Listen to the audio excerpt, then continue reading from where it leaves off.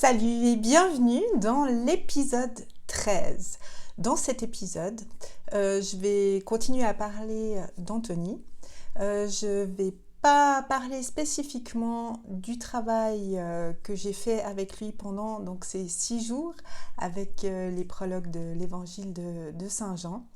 Mais j'ai choisi un passage lors du dernier, donc du 6e jour et dernier jour de travail avec Anthony parce que je l'invite à un moment donné à partager un message s'il veut pour ses proches.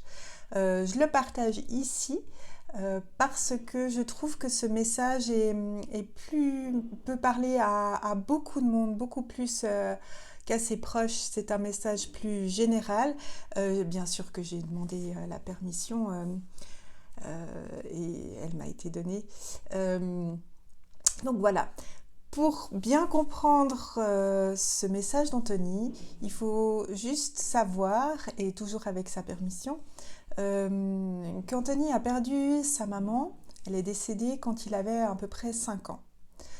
Bien sûr, il expliquera en fait que visiblement c'est un point de départ sur sa souffrance parce qu'en fait il voyait sa mère. Et que, en gros, son entourage, quand il exprimait qu'il voyait sa mère qui était décédée, son entourage, bien sûr, n'était pas ouvert à ça. Je pense qu'il y avait aussi beaucoup de peine autour de lui. Et c'était plutôt étouffé. Non, c'est des histoires, arrête ces bêtises, on n'en parle plus, etc. Donc, déjà, ce départ de cette maman à 5 ans a été une grande souffrance pour Anthony, comme n'importe quel enfant, on va dire. Mais en plus, le fait de la voir et que personne ne validait ça a été certainement son gros trauma, si on peut dire ça comme ça. Voilà. Donc, nous sommes le 5 janvier 2023. Je rappelle le 6e et dernier jour de travail que j'ai fait avec Anthony, qui à la base s'était présenté à moi sous forme d'une très très grosse flamme qui est flamboyante, qui n'arrêtait pas de se consumer. Et petit à petit, au fil des jours, au fil du travail, cette flamme s'est chaque fois amoindrie. Et le 5e et 6e jour, je vois Anthony sous forme physique. Alors, de nouveau, à l'aide de mon petit cahier, puisque j'ai tout noté, je vais vous lire justement ce message d'Anthony. Donc, j'invite, moi, Anthony, à venir vers moi et à transmettre un message à ses proches vivants, si tel est son désir. Je lui demande aussi son accord de partager ce qu'il a vécu avec moi au vivant.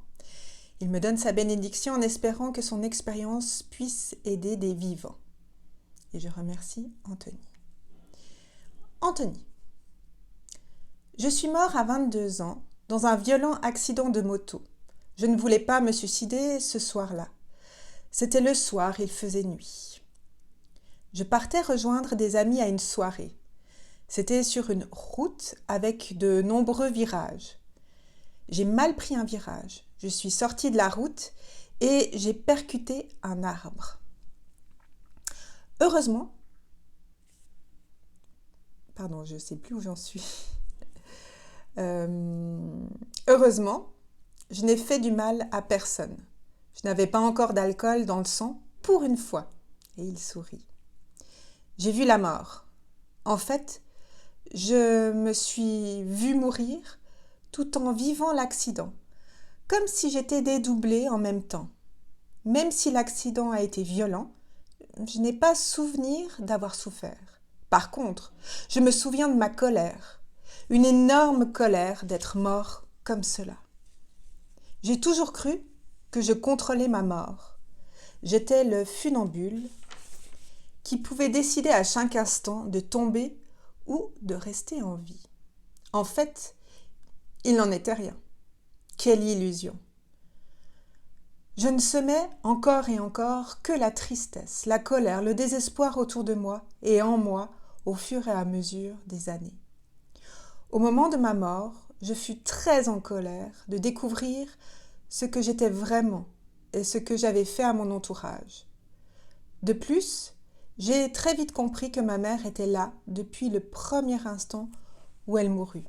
Et cela fut tellement insoutenable pour moi que je partis instantanément dans l'enfer de mes propres flammes. C'est cette violence qui me prit dans mes flammes de l'enfer. Et oui, c'est au moment où toute la vie se déroule devant toi, où tu commences à prendre conscience de tous tes actes, de toutes tes pensées, tes sentiments et leur impact, que j'ai vu mon visage, mon vrai visage, ma vraie nature. Et que tout cela était visible par ma mère. Non! Je voulus disparaître à jamais. Et cela a pris la forme de mes flammes qui me firent disparaître et renaître à jamais, mon propre enfer à l'infini. Moi? Qu'est-ce qui t'a amené à moi, Anthony? Ta lumière. Moi? Pour voir ma lumière, il est nécessaire que tu commences à émettre une intention d'amour, une intention de changement pour voir ta propre lumière. Anthony. Le visage de ma mère était toujours présent. J'avais même l'impression de l'entendre parfois. Et c'est probablement cela qui m'a amené à toi. Mais il y a aussi un être brillant qui m'a montré le chemin jusqu'à toi. Je ne sais pas qui c'est. Moi. As-tu un message pour ton père ou un autre proche vivant? Anthony. Je vais aller les voir les uns après les autres pour leur demander pardon. Il faut juste qu'ils puissent penser à moi et ouvrir leur cœur en même temps. Je sais que cela peut être très difficile pour certaines personnes étant donné le mal que j'ai pu leur faire. Mais ce n'est qu'en me demandant la permission d'entrer dans leur cœur que je peux communiquer avec eux. Je ne peux pas donner de date de mon départ maintenant car je n'ai plus vraiment la notion de temps. Mais mon père est toujours en vie et j'ai une sœur adulte qui est plus jeune que moi. Voilà. Alors, c'est le message que je tenais, comment dire, comment j'ai procédé, parce qu'il y a beaucoup de choses, hein. Il y a encore le lendemain, donc le 7e jour, mais en fait le lendemain de la fin du travail que j'ai fait avec Anthony, où je le rappelle et je lui demande s'il a d'autres choses à transmettre à ses proches. Donc il m'a donné des précisions que je ne vais pas donner là, mais quand j'ai vu tout ce qu'il y avait d'écrit pour savoir ce que je pouvais vous transmettre, ce qui serait pertinent pour la plupart des gens qui regarderaient cette vidéo, j'ai aussi demandé à Anthony et à plus haut que moi qu'est-ce qui pourrait aider les gens en regardant cette vidéo. Et c'est ce passage qui est ressorti, qui a vibré, on va dire, qui a été choisi. Je pense vraiment que ce passage, ce message a été choisi dans l'intention, enfin c'est ce que je ressens, de nous transmettre l'importance dans nos vies d'être le plus conscient possible, jour après jour, de nos choix, de nos relations, de comment on se présente aux autres. Déjà, comment on se présente à soi-même, comment on vit avec soi-même, comment on gère nos émotions, qu'est-ce qu'on veut donner à l'autre, qu'est-ce qu'on veut se donner.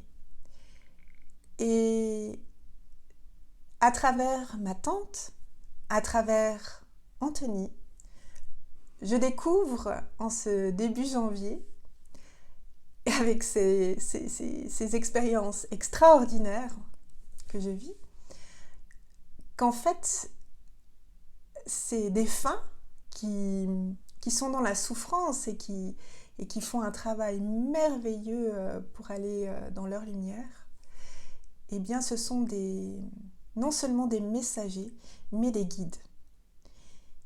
Et que ces deux défunts qui se retrouvent de l'autre côté, dans leur enfer, qu'on ne peut même pas imaginer, eh bien, ils nous transmettent avec tout leur amour, car ils sont en transformation vers l'amour profond et le pardon, eh bien, ils nous transmettent des messages lumineux.